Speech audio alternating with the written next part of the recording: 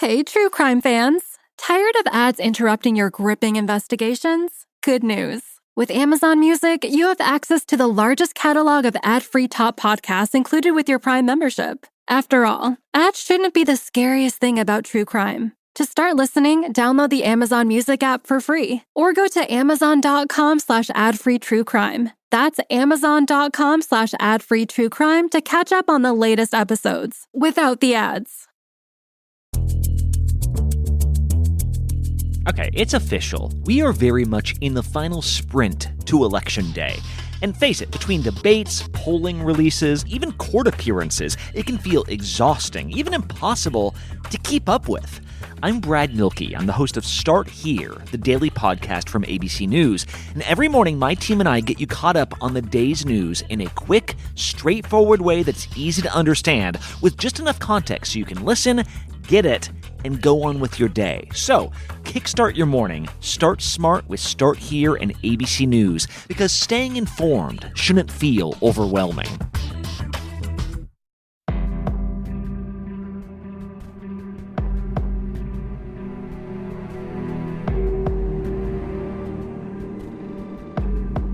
After a man was murdered in his own home, the co-conspirators started pointing fingers at each other. It would come down to he said, she said in front of a jury, and they frankly didn't know who to believe until a tie-breaking voice came forward. I'm Charlie, and welcome to Crimelines.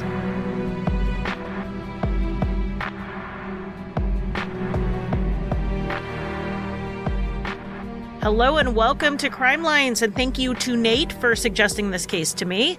Let's go ahead and get started with Stephen and Adele Craven. Steve was born in Minnesota in October of 1961, and he grew up in both Deerwood, Minnesota, and Dryden, Michigan. The thing his two hometowns have in common is that they're tiny. The population is measured in the hundreds, not the thousands. Steve moved out to Long Beach, California to attend California State, and he graduated with a business degree in 1983. In 1984, he was working for an import-export business alongside a woman named Adele Vicuna, who was from the area, having grown up in Santa Fe Springs, California. Steve and Adele started dating, and around the same time, Steve enlisted in the Coast Guard and became a pilot flying Falcon jets. He and Adele were together for the next several years, though they had a few periods of breaking up and then getting back together in those years. Adele was Steve's first and only serious girlfriend, and in 1989, he called his family to let them know that he and Adele got married. Not that they were getting married. They had already eloped a few months before, and they decided to forego the family involvement, in part because they were worried about cultural clashes. Steve's family was of Irish and English descent, while Adele's family was Hispanic, and it's not clear exactly what they were worried about, but we do know that Steve's family liked Adele. They liked her in spite of finding her a bit quirky. Adele was interested in odd things, namely dead things, like one time when she and Steve were out on a date and they came upon some roadkill. Adele insisted they pull over so that she could check it out. It was a weird interest in the mainstream, and Steve did find it strange, but he accepted it, and so did Steve's family. Adele just didn't have an issue or a hang-up with death, and she had some interest in it. While a lot of the reporting on this case says she was a mortician, she actually wasn't. She was a licensed embalmer, meaning she could prepare bodies for burial, but she worked for a mortician. There is some indication she was going to pursue the schooling necessary to move up into that role of mortician, or as it's called today, funeral director, but she never completed that training. An interest in death and dead things can be off-putting to some people, but Steve's family still liked her.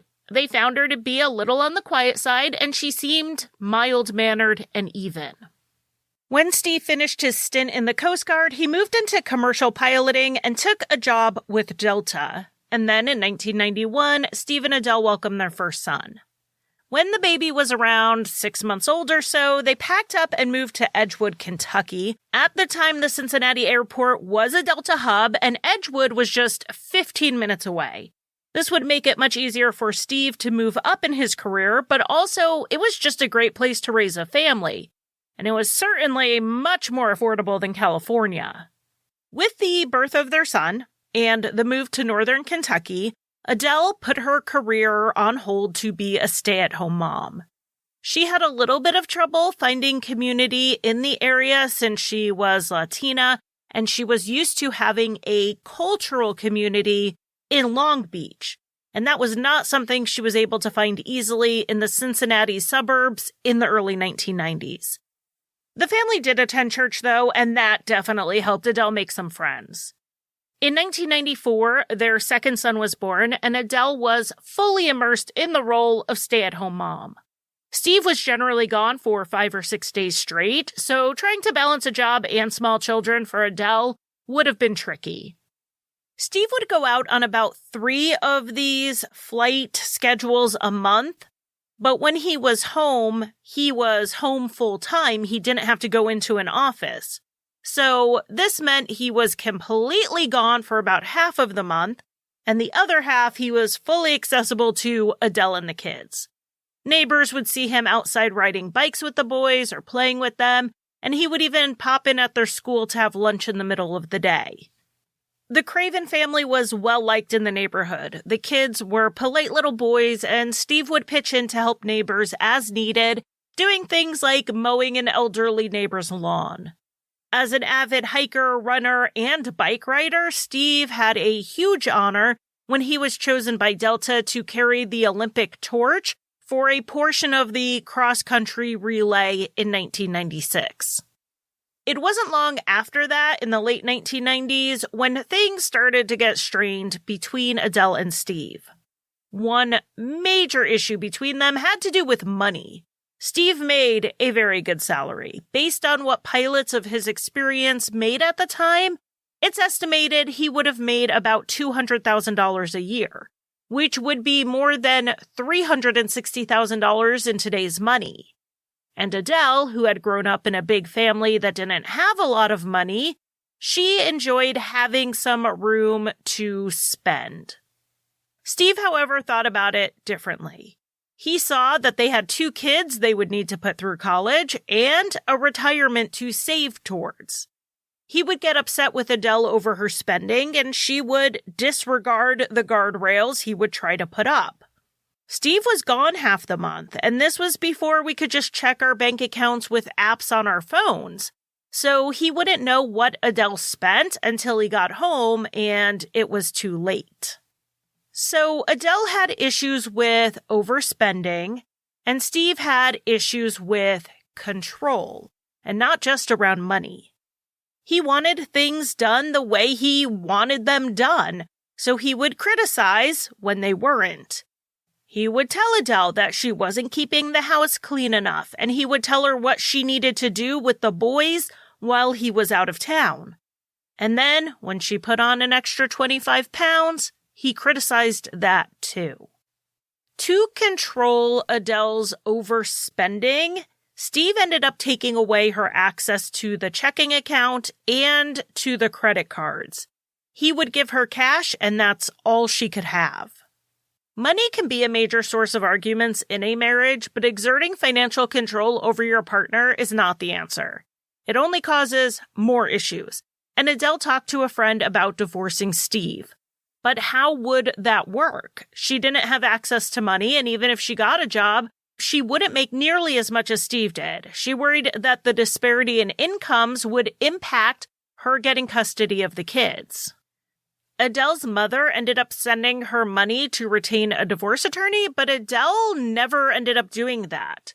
It's not 100% clear what she did with that money, but we do know that she and Steve started seeing a marriage counselor in the late spring in 2000, and this was at Adele's insistence.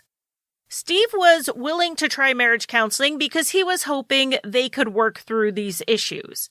Steve told the counselor that the issues in their marriage weren't big things like drinking or affairs, And I think his mindset helps illustrate the cultural view around marriage and marital counseling in the late 1990s and early 2000s, certainly among people who grew up in the 60s and 70s. You only went to counseling if you had big issues. Steve didn't see their issues as those big things you usually needed help for, but the truth was they did have a big problem. They were incompatible. Not just their views around money and spending or housekeeping or raising the kids. Adele also told the counselor that Steve was too demanding about sex and wanted it too frequently. So they had a lot of things to work through, given how many areas of their lives they had become no longer compatible. But it does seem that neither one of them was planning on a divorce at that point. They actually started doing a major home remodeling project together, which indicated that they both expected to be living in that house. Adele had wanted to turn their walkout basement into a little suite, which would encourage their families, neither of which lived in the area, to visit more often. Steve hired someone he knew from work, Rusty McIntyre, to do the work. Rusty worked as a baggage handler at the airport, which is how he met Steve, and he had a young family, so he was always looking for more work to make ends meet. Financially, Rusty was struggling. His dad was a licensed contractor, so Rusty worked under his dad's supervision, but it was Rusty who was at the house the most doing the work, and he had a key to come and go as needed. His father would be on site sometimes, and when he was, he noticed Adele. More specifically, he noticed Adele's behavior towards Rusty. She seemed overly familiar, standing rather close to him and being openly flirtatious. He warned Rusty to watch out for her. And not to spoil anything, but Rusty did not, in fact, watch out for her, but we'll get to that later. As Adele was doing some of the basement painting work to get the project done, she and Rusty started talking about starting their own business doing interior residential paint jobs. It would give Rusty a handyman job outside of his father's business, and like I said, he needed the money. It would also give Adele a job, period.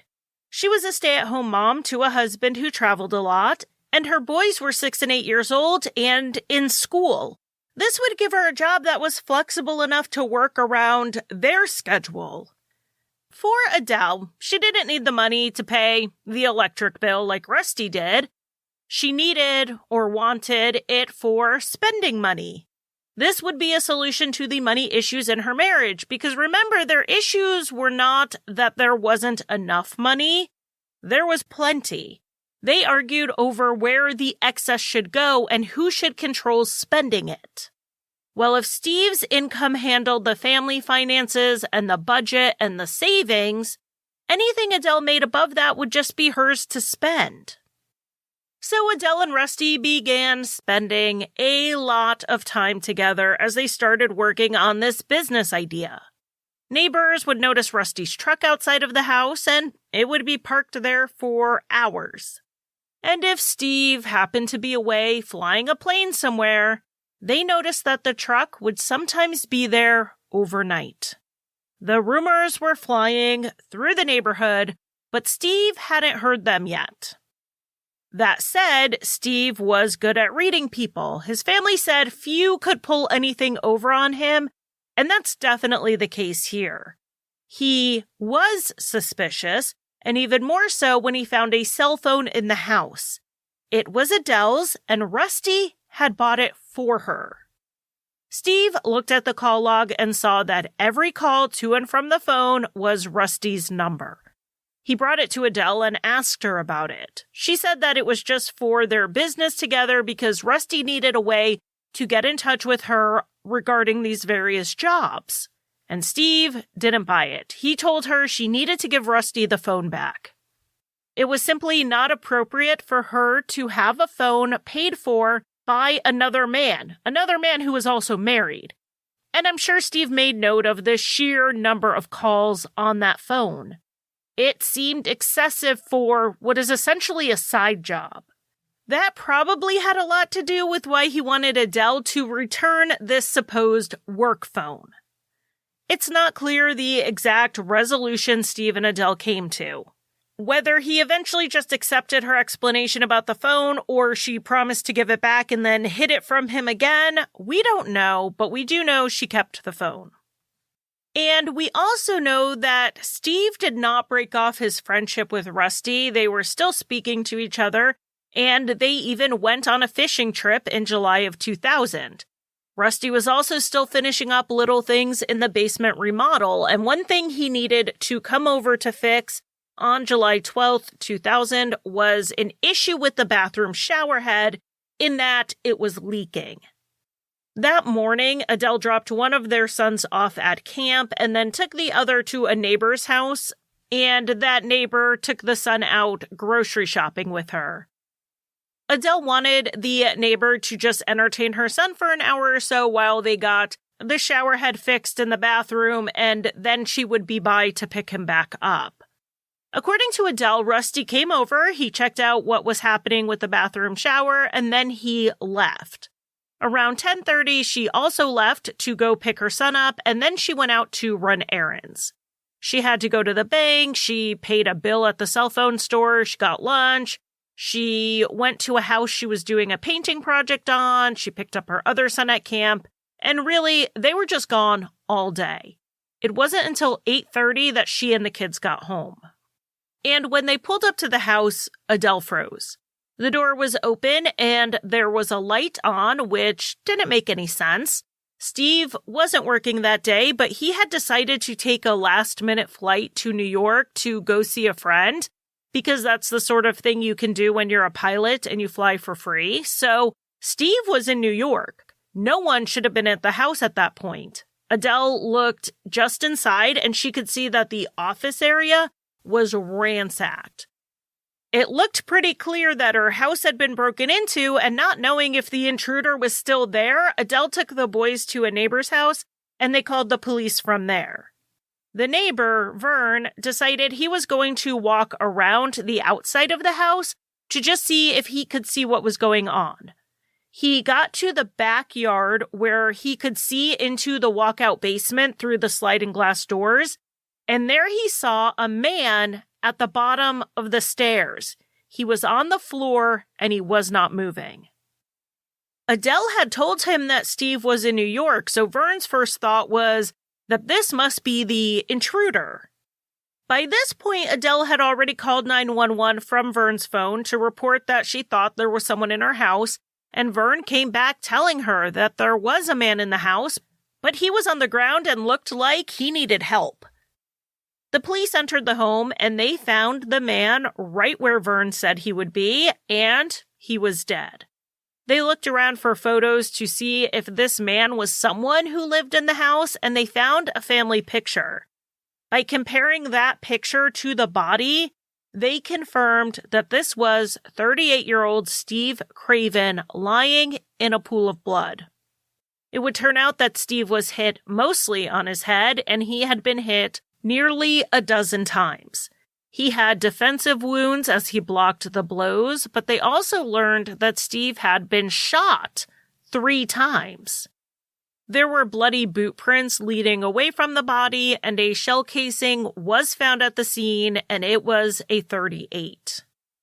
There was also a credit card near Steve's body, which is part of why they ruled out robbery as a motive. Other than the office being lightly ransacked, there were no signs this was a robbery gone wrong, and nothing was taken. Another thing they noticed in the basement was a mirror that was leaning up against the couch. This looked like maybe they were getting ready to hang up the mirror and just hadn't gotten to it yet. It was noted, but the relevance was not known at the time, so the police didn't take it into evidence and didn't even take a picture of it. But it'll come up later, and we'll get into it then. Adele was questioned about what she knew, and what she knew was not much. She told them that she was home in the morning when Rusty McIntyre came over to talk to Steve about the leaky shower, and she poured them each a beer while they talked, which the investigators thought was a little strange. It was 9:30 or 10 in the morning, but Adele said it was not unusual for Rusty and Steve to have a beer together, even if it was in the morning. And it explained something else the police saw at the scene, and that was that there was a styrofoam cup near the body in the basement.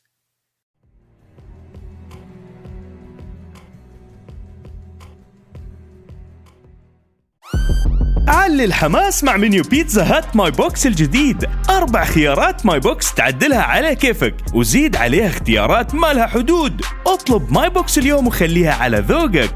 بيتزا أو ملت كله بكيفك، وطلباتك الجانبية اختر 2 أو مشروب، خياراتك ما تنتهي. هي شروطك وأحكامك اللي ترضي ذوقك. منيو بيتزا هات ماي بوكس الجديد بشروطك وأحكامك. بيتزا هات اطلب اليوم.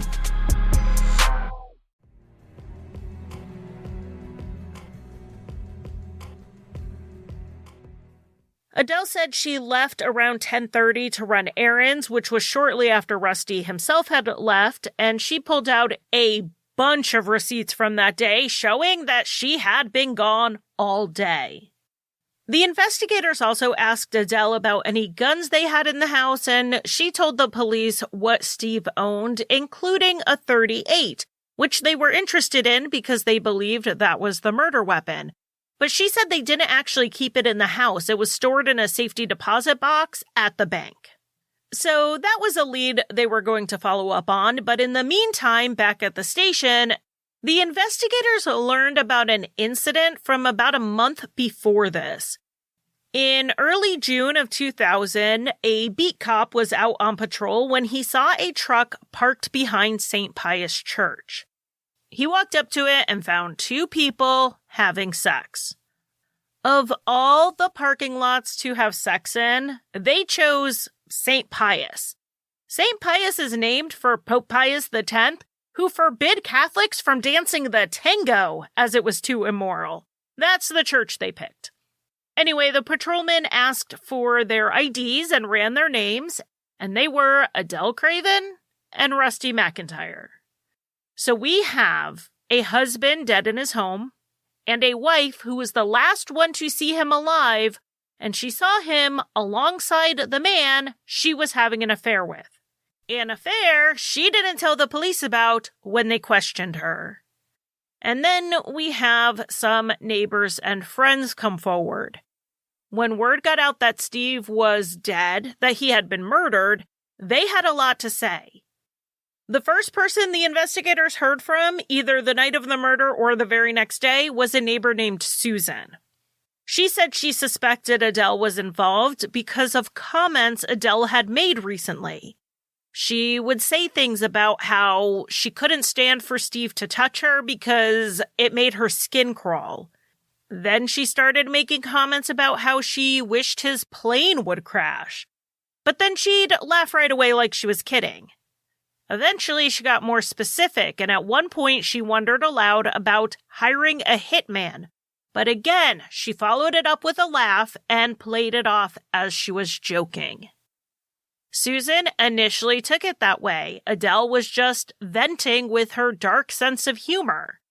I'd be lying if I said I've never heard a friend say something similar when they're going through a separation or a divorce.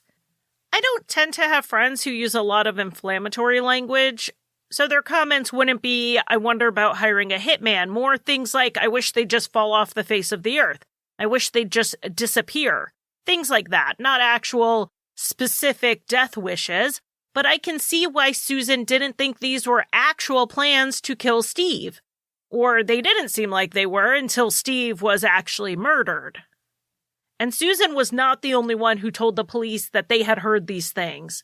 Another friend told the police that Adele had asked him on July 2nd, 10 days before the murder, if he knew a hitman. And then on July 4th, asked if he thought a hitman would need a picture of Steve to be able to track him down.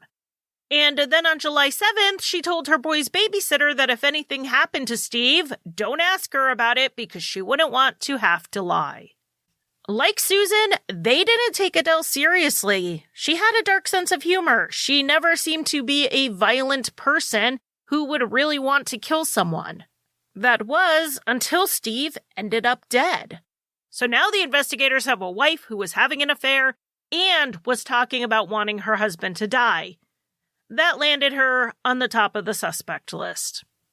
It did not get any better for Adele as the investigation continued. Remember how she said Steve kept his .38 at the bank? Well, they checked that safety deposit box, and it wasn't there. There was a .25 in there, but there was no receipt for anyone having gone to the bank recently to take anything out. They frankly didn't believe Adele that the gun was ever kept at the bank, and eventually they found proof of that. There is not consistent reporting on when this evidence was found, so I'll just bring it up now. Steve had made a video recording of the items in their house for the sake of insurance should they ever need to make a claim. When he filmed the gun cabinet, he named what guns were in there, and he mentioned the .38. And we know Adele knew this because she was in the shot. She pointed at the gun cabinet to indicate that's what he was talking about. Steve's .38 was in the house several months before the murder, and Adele knew that, as was caught on tape.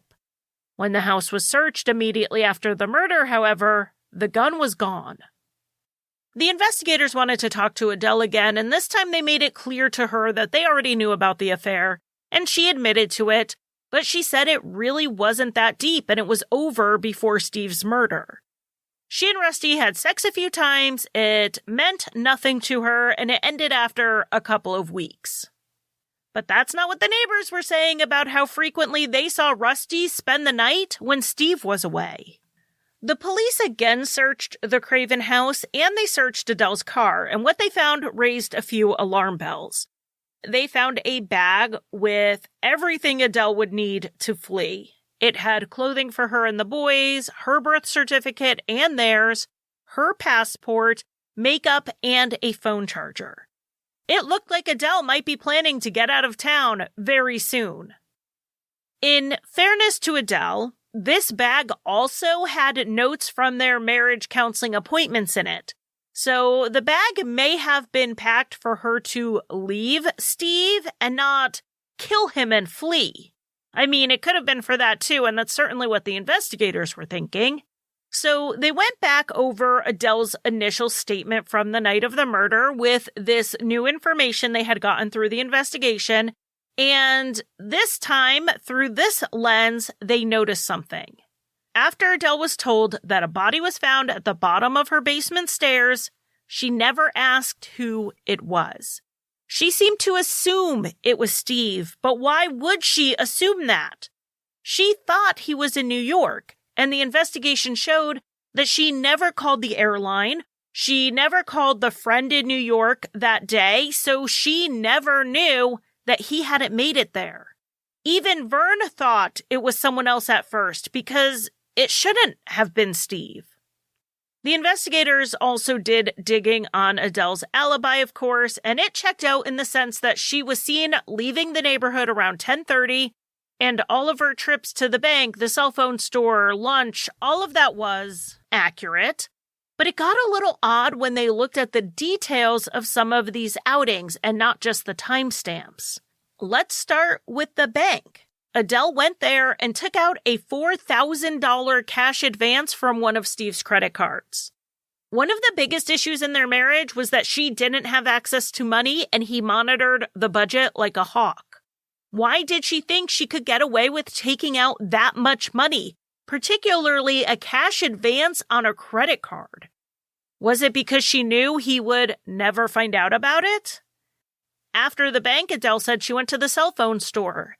And she did. She actually met Rusty there, and she paid off his $1,300 cell phone bill.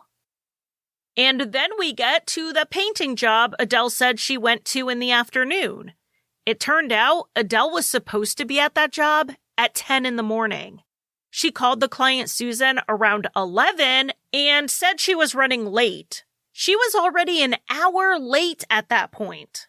Adele told Susan she had to buy some supplies because she had already left the house and didn't want to go back home for them, which makes sense, except Adele's house was only a mile from Susan's. It would have only taken her a couple of minutes to swing by. It actually took Adele another hour and a half before she showed up. At that point, it was already 12:30 and Susan had other things going on that day, so she told Adele it was too late to start the painting job. Adele said that was fine, but asked if Susan minded if she hung out for a bit. This surprised Susan because they were friendly, but they weren't come in and hang out friends. But still, Susan said no problem, and Adele then stayed for 2 hours. Now, I get it. You're out and about with a kid and you have a gap in your schedule and it's not worth driving all the way back home, but you still need to entertain your child. But Adele was a mile from her house. When Susan said it was too late to start, she could have made her apologies and gone back home where she and her son would surely have been more comfortable for the next 2 hours. The information from Susan made it sound like Adele wasn't gone from 10:30 in the morning until 8:30 that night because she was just so busy. It seemed like she was trying to be busy and be anywhere except her house. 9 days after the murder, on July 21st, 2000, with all this evidence, the police arrested 37-year-old Adele Craven and charged her with her husband's murder. The police did not, however, believe she acted alone, and they wanted to speak with Rusty McIntyre. According to some sources, he left town by the time they went to talk to him, but one source said that Rusty initially refused to speak to the police, and then he left town. But he definitely left town. Rusty and his family flew to Florida to go on a Disney cruise, and the investigators just had to wait and hope he came back. You might be stopping me here to fact check and say, how could a man who could barely make ends meet and who had racked up a $1,300 cell phone bill afford a Disney cruise for his family? And reportedly, Adele's the one who paid for it. One source even said she used the money her mom had given her for a divorce attorney to pay for it, but I've only seen that mentioned in one spot.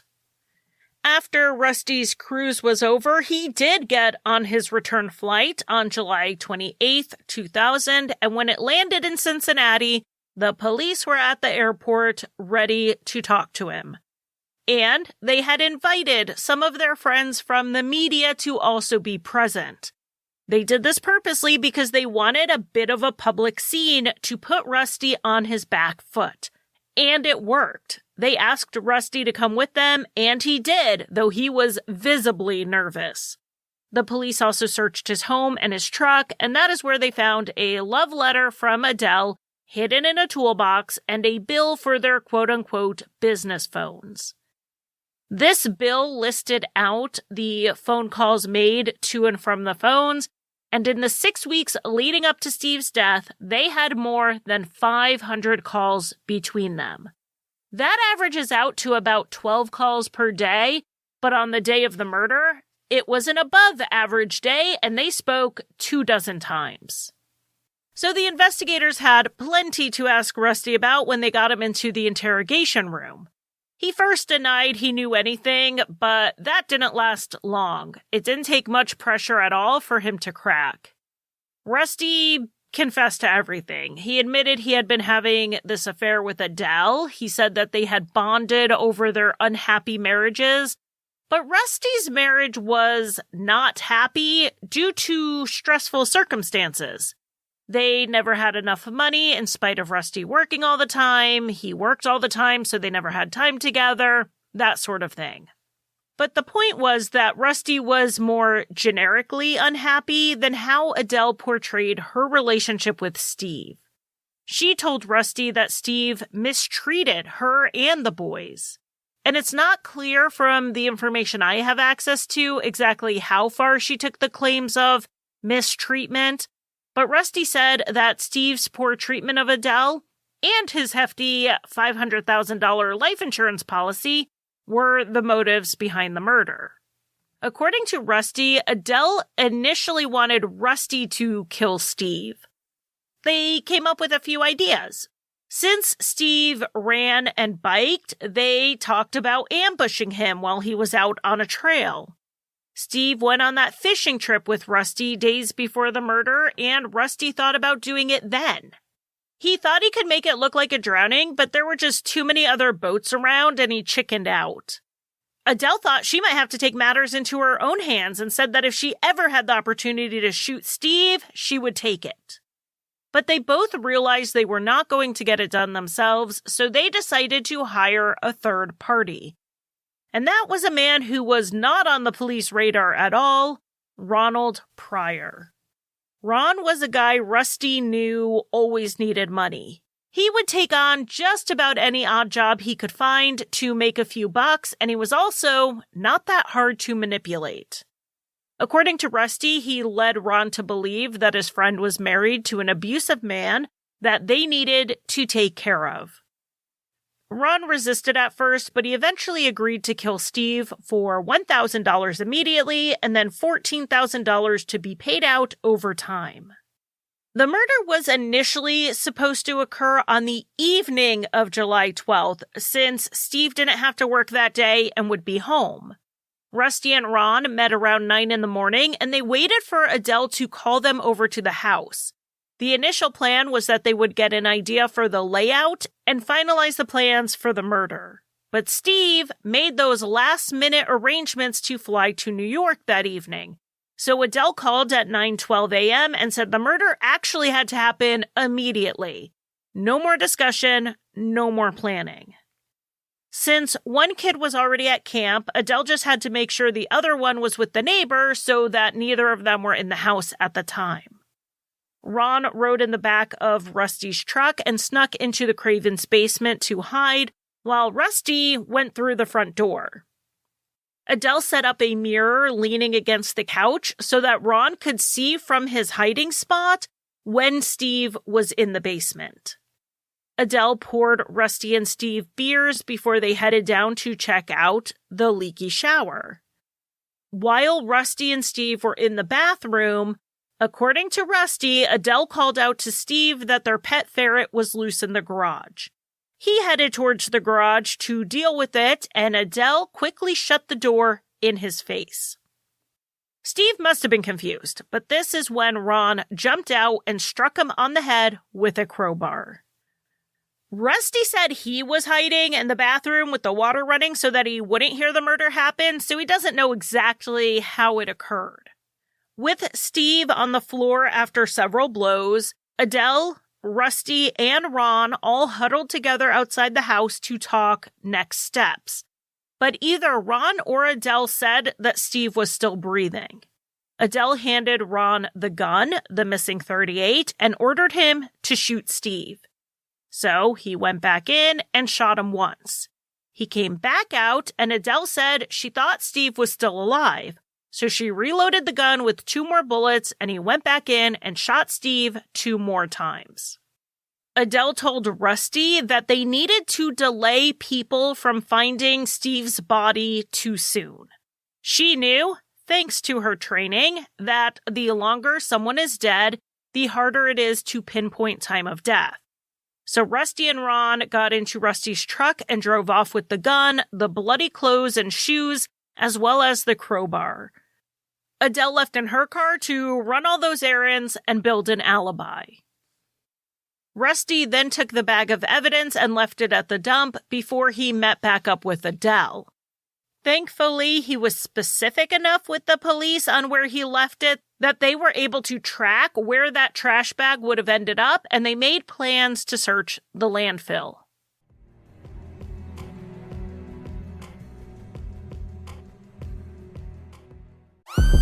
علي الحماس مع منيو بيتزا هات ماي بوكس الجديد. 4 خيارات ماي بوكس تعدلها على كيفك وزيد عليها اختيارات ما لها حدود. اطلب ماي بوكس اليوم وخليها على ذوقك. بيتزا أو ملت كله بكيفك، وطلباتك الجانبية اختر 2 أو مشروب، خياراتك ما تنتهي. هي شروطك وأحكامك اللي ترضي ذوقك. منيو بيتزا هات ماي بوكس الجديد بشروطك وأحكامك. بيتزا هات اطلب اليوم.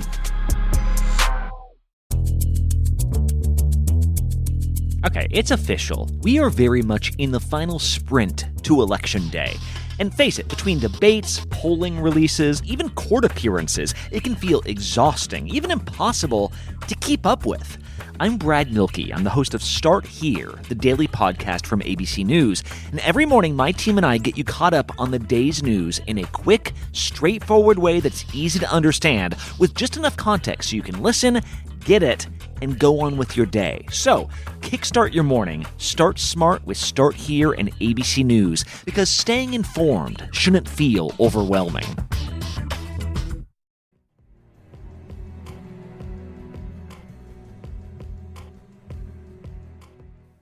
Rusty said he met up with Adele at the cell phone store to pay his bill, and she also gave him $1,000 in cash. He went and met up with Ron to give him that money, the first installment of his $15,000 payment for being the hitman. That money, that cash, would be a link between Adele and Ron, except there were no witnesses except Rusty. At this point, it was just his word. So they had Rusty call Ron on a recorded line and tell him that he had more of the money he owed him from killing Steve. He said he wanted to give it to him before he left town, and Ron said, no problem. On this call, Ron essentially confirmed he killed Steve for that money. With this, the police got an arrest warrant and decided to arrest 33-year-old Ron Pryor at 2 a.m. Like with Rusty, they hoped they could get him off his game a bit with some pressure, and it worked. Ron was physically shaking when they got him into the interrogation room, and they asked him if he was cold. He said he was just nervous and initially denied knowing why he was there.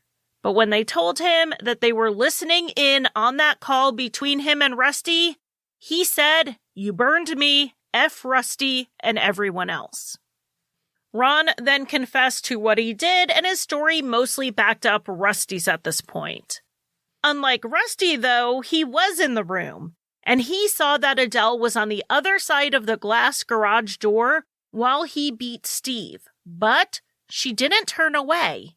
She watched Ron as he attacked Steve. Ron admitted that he was the one who hit Steve, though he said he hit him 4 times, but it was more like 9 to 11 times, according to the autopsy.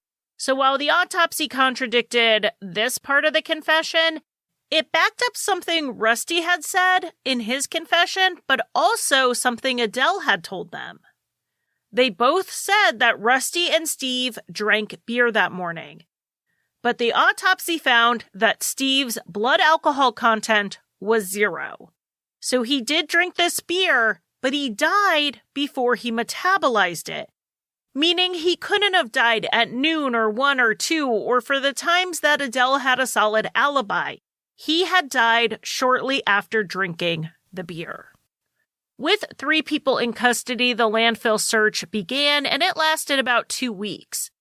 It took until day 12 before they found anything, and what they found were Ron Pryor's boots. One boot had Steve's blood on it, and the other matched a print at the house. They kept looking, and though one source says they found the crowbar, most sources say that the boots were the only thing they found. And this was the bulk of the case against all 3 defendants. 2 had confessed, but one, Adele, continued to insist that she knew nothing about her husband's murder. Initially, all of these cases were joint. The judge severed them. There was back and forth between combining various cases and separating them. But in the end, we actually have 3 different legal paths. The first was Rusty McIntyre. His went quickly. He pleaded guilty in June of 2001, and that let him avoid the death penalty. As part of his plea deal, he had to testify against Ron and Adele, and he was sentenced to life without parole for 25 years. Next up was Ron Pryor. His trial was a death penalty case, and it occurred in April of 2002. His defense was twofold. 1, he was not there to kill Steve. He only went there to beat up a man he thought was abusive. And 2, he had a low IQ and was easily pushed into things, so once they were at the scene and he beat Steve up, Adele and Rusty pushed him into shooting him. Rusty testified against Ron, saying this was not true, and Ron knew the whole time the plan was to kill Steve. But on cross-examination, the defense, of course, pointed out that Rusty had an incentive to lie. He avoided the death penalty in exchange for that testimony. The defense case wasn't really about proving Ron was innocent because he wasn't.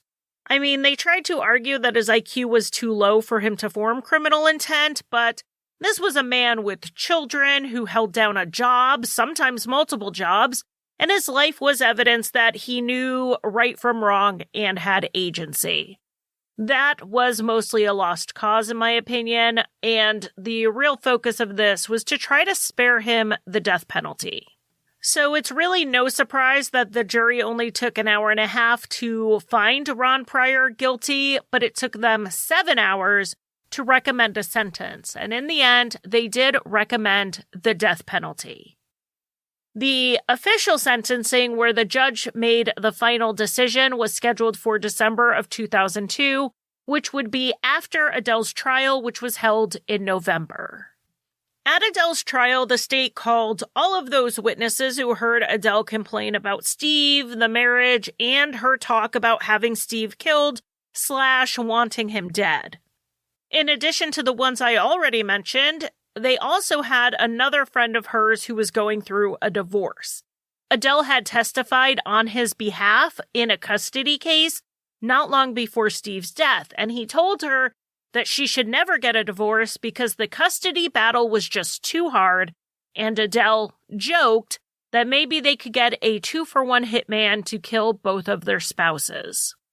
But Rusty was really the witness who was going to bring the case together. Ron would have been a great addition to really drive it home, but he said he would not testify.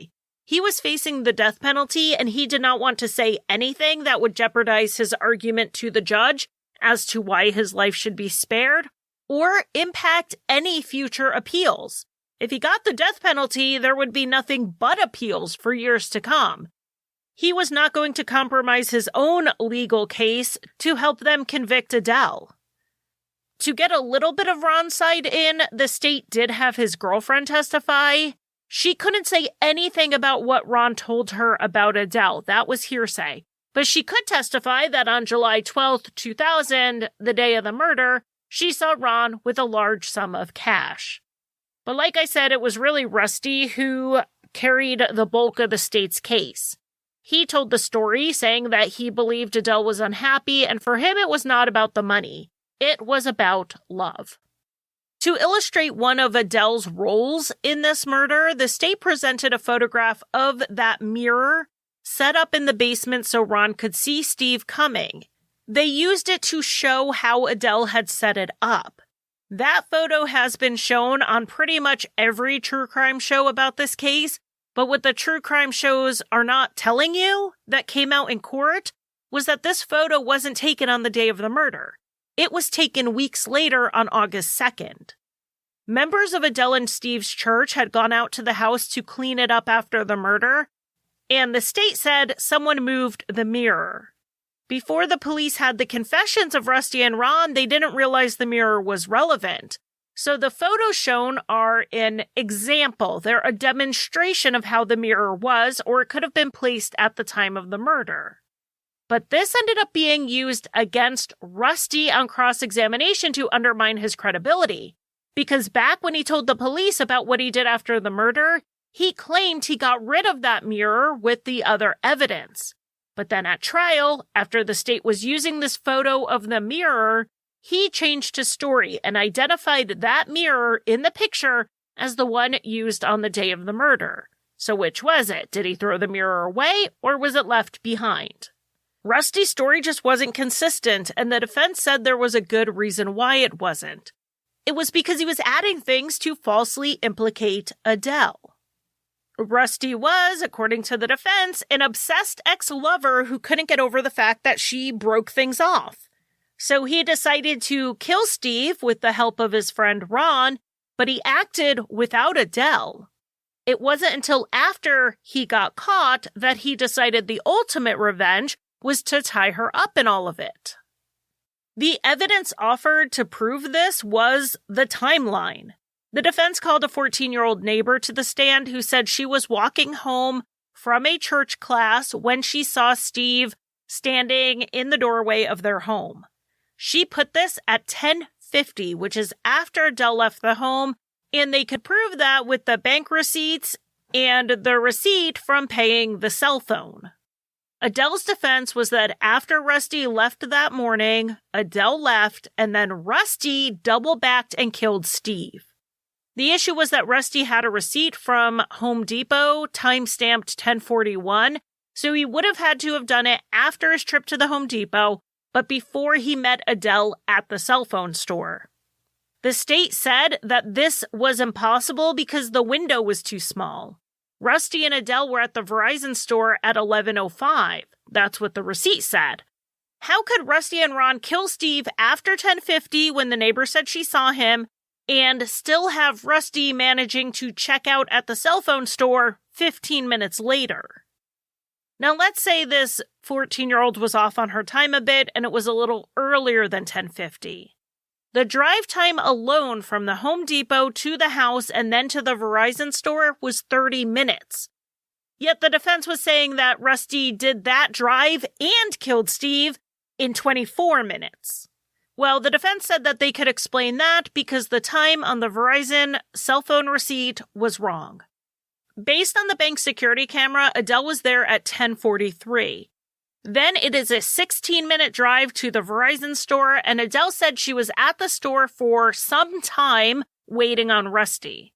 So there was no way they checked out at 11:05. It had to have been later, which gave Rusty more time to have done this. Not a lot more time, but some.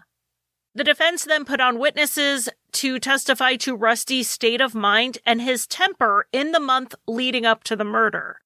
They had a guy from a car dealership who was supposed to install a bed liner in Rusty's truck. When Rusty was told it was going to be delayed, he got so irate that they had to take him out of the showroom to talk to him because he was making a scene over a delayed bed liner. They had evidence that Rusty was drinking a lot. He went off his antidepressants, and he was borrowing money from people. He was acting out because Adele had broken his heart, according to the defense. And to explain this, they put Adele on the stand to testify in her own defense. She testified for 14 hours. She said that her marriage had hit a rough spot, and she acknowledged that she felt that Steve put her down too much if she didn't do things the way he wanted or if she gained weight.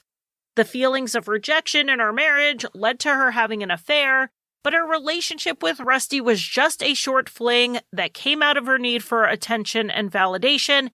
It meant nothing to her. She testified, and I quote, "The screwing wasn't that good." After breaking things off, Adele thought she and Rusty could still be friends and run their painting business while she and Steve went to marriage counseling. But this rejection set Rusty off. It was Rusty who bought 2 crowbars the night before the murder. It was Rusty who knew Ron prior. And it was Rusty who had a key to the house and knew where the .38 was kept. Not only did he not have Adele's help in committing the murder, he didn't need it. He had all of the pieces without her. Adele testified that she did feel responsible for Steve's death in the sense that he would still be alive if she realized Rusty's obsession with her sooner. But as for being involved in killing Steve, that was all Rusty. There was no forensic evidence against Adele. There was some circumstantial evidence, like how she took out $4,000 hours before Rusty gave $1,000 to Ron. But it was Rusty's word that that money came from Adele. This really came down to who the jury believed, Rusty or Adele. And when they went to deliberate and took their first vote, they were evenly split 6-6. After 15 hours of deliberation over 2 days, the vote was either an 8-4 or 9-3 vote in favor of acquittal. And those last holdouts for a guilty verdict were not going to budge. This jury was hopelessly deadlocked, and the judge had no choice but to declare a mistrial. When we have hung juries like this, the state really has to look at the situation to see if they should even retry the case. If it's an 11-1 split in favor of guilt and it was one holdout for not guilty, it seems like a no-brainer to try the case again. But when you have 8 or 9 people out of 12 in favor of an acquittal, maybe your case just isn't that strong. This was a case where it was he said, she said, and the presumption of innocence falls on the defendant. It was very possible that another jury hearing the same case again would give an outright acquittal. But this case did not have to be he said, she said, because there were not 2 people involved. There were 3. Ron Pryor could break the tie. It's not like he was a hitman who never had any contact with Adele. He saw her watching him as he hit Steve. She handed him the gun twice. But there was no way Ron was going to testify if it was going to mess up his own case, so the state, realizing he was the key to a second trial, offered him a deal. They would disregard the jury's recommendation for a death sentence, and he would get life without parole if he would testify. And with the one thing that was stopping him from testifying resolved, Ron Pryor agreed to testify against Adele. The retrial began in late December 2004, 2 years after the mistrial. And much of the case was the same except for Ron Pryor. He testified that Adele asked him directly to kill Steve, and when he said no, she stormed off. He testified that Adele watched the murder through the glass door. He testified that when they left Adele at the house, the plan was for her to then stage the office to look like a robbery gone wrong. And he also testified that when Ron gave him that $1,000 that day, it was 10 $100 bills, which was how Adele had received her money from the bank. Ron Pryor's testimony was a game changer. When the state rested their case, the defense went to them and said, "Let's make a deal." It wasn't just Ron. It was mostly Ron. But the state also had another new witness who would testify on rebuttal, but only if the defense called that teenage neighbor again. She was the one who said she saw Steve in the doorway at 10:50 that morning, which is when Adele had an alibi. But apparently she had some type of psychological issues, and they were going to have someone testify on rebuttal to that fact, which would undermine her testimony. And questioning the timeline was the biggest part of the defense case. But I don't think that rebuttal witness was nearly as important as Ron Pryor. Remove that witness, and I think she still would have asked for a deal based on Ron's testimony. Her goal here was to avoid the death penalty. The state could have just moved forward with the trial, pretty sure they were going to win this time, but they'd still be unlikely to get a death sentence. Kentucky juries historically have been reluctant to give women the death penalty, and the state has been even more reluctant to carry it out. As of this recording in October of 2024, there is only one woman on death row in Kentucky, and it's been 150 years since a woman has been executed in the state. It looks like, in this case, they toyed with the idea of an Alford plea where Adele would accept that the state had enough to convict her, but she was not conceding guilt. But the state said that if she wanted a sentence that included the possibility of parole, she needed to admit to what she did. On February 19, 2005, Adele Craven sobbed as she pleaded guilty to the murder of her husband. His family said she was just crying on her own behalf and that they would have to explain things to Adele and Steve's 2 children in an age-appropriate manner when the time was right. The boys were living in Georgia with one of Steve's brothers, and by all reports, they were adjusting as well as could be expected. Steve's family supported this plea deal because they objected to the death penalty. They didn't say anything sooner because they didn't want to interfere with the state's case, but Steve's brother, the one who was raising his boys, said that he would have asked the jury not to recommend death at sentencing. He didn't think it was good for the children, and it wasn't what Steve would have wanted. After Adele pleaded guilty, they polled the jurors, and based only on the state's case that they had heard so far, they were leaning towards guilt. Adele was then sentenced to life without parole eligibility for 20 years. As part of the plea deal, she waived her right to an appeal, and given time served, she was eligible for parole in 2020. In Kentucky, the parole board has 3 options. They can grant parole, they can grant a deferment, which would set a date, months or years in the future where the person can apply again, or they can be ordered to serve out, which meant they were no longer eligible to apply for parole ever again and had to complete the remainder of their sentence. In the case of someone like Adele Craven, where the sentence is life, it basically turns their life with the possibility of parole sentence into life without parole. And in May of 2020, Adele Craven was ordered to serve out the remainder of her sentence.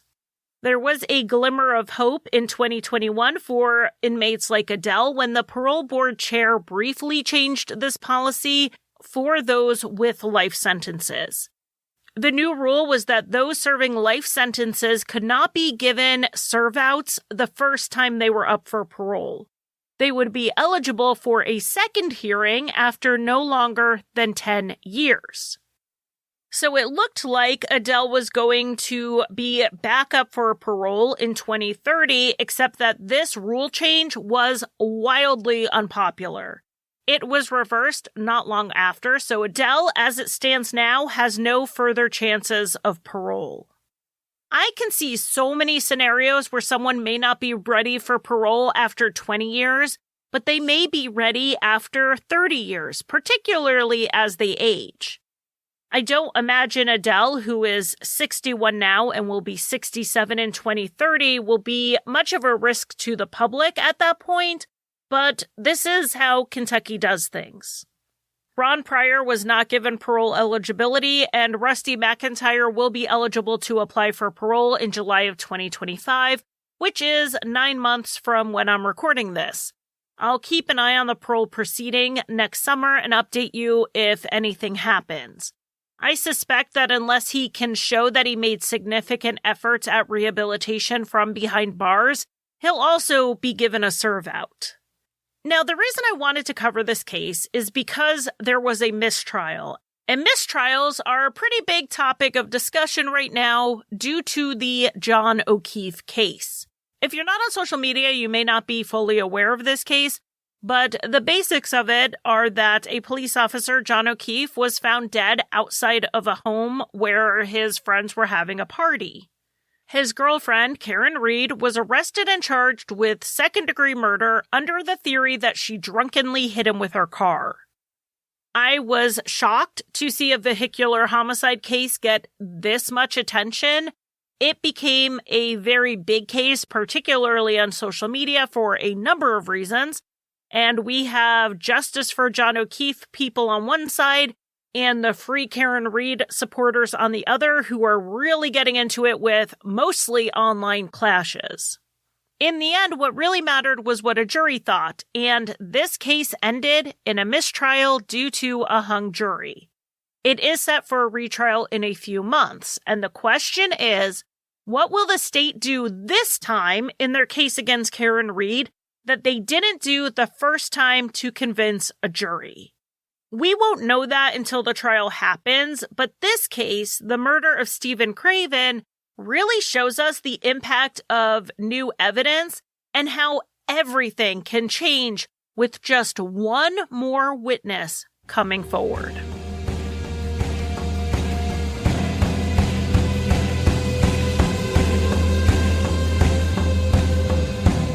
I want to send very happy birthday messages to some of my Patreon supporters, the ones who have been funding my coffee habit and my questionable creative ventures for years.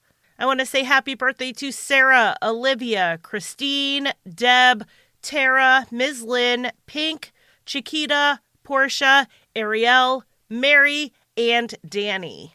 Here's to another year of chatting on Patreon and sharing episodes and our thoughts on those episodes. And hopefully in a year when I get to wish you happy birthday again, I won't sound so sick. So with that, happy birthday.